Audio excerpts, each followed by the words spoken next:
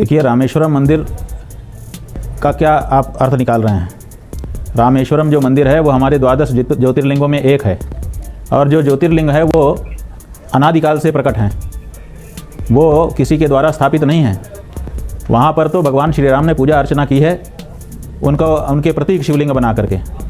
तो प्रतीक शिवलिंग बना करके उसमें पूजा करना, हमारे यहाँ पार्थिव शिवलिंग का पूजन होता है, कोई भी करता है, उसका विधान भी शास्त्रों में बताया गया है। तो रामेश्वर जो है वो ज्योतिर्लिंग है, और शिव पुराण पढ़ लीजिए, ज्योतिर्लिंग अनादिकाल से विद्यमान है, वो किसी के द्वारा स्थापित नहीं होते हैं। ठीक है।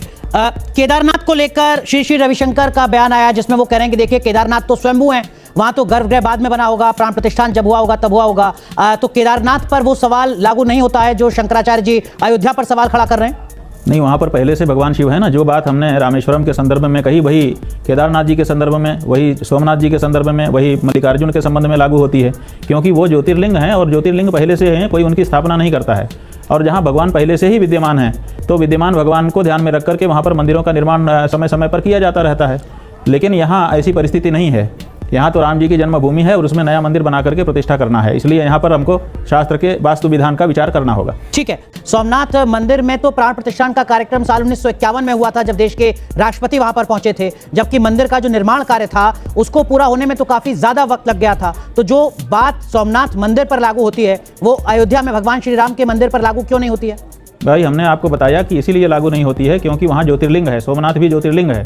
ज्योतिर्लिंग जो है उसकी स्थापना कोई, उनकी प्राण प्रतिष्ठा कोई नहीं करता है।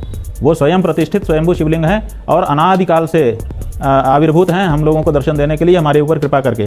तो आपके देश के राष्ट्रपति वहाँ गए, उन्होंने पूजा अर्चना की, लेकिन इसका मतलब ये नहीं है कि उन्होंने प्रतिष्ठा कर दी वहाँ पर प्राण प्रतिष्ठा। वहाँ पर पहले से ज्योतिर्लिंग विद्यमान है।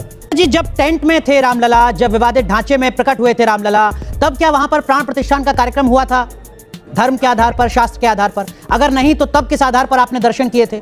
हम आपको बताना चाह रहे हैं लेकिन आप समझ नहीं पा रहे हैं, फिर से हम दोबारा कह रहे हैं। हमारा जो पुराण है वो कहता है जन्मभूमि प्रदर्शनात्, जन्मभूमि के दर्शन से पुण्य मिलेगा।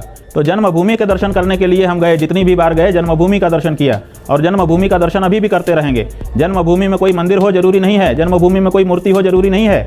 जन्मभूमि का महात्म्य बताया गया है, जन्मभूमि के मंदिर और मूर्ति का महात्म्य शास्त्र में नहीं बताया गया है, वो तो हमारी भावना है।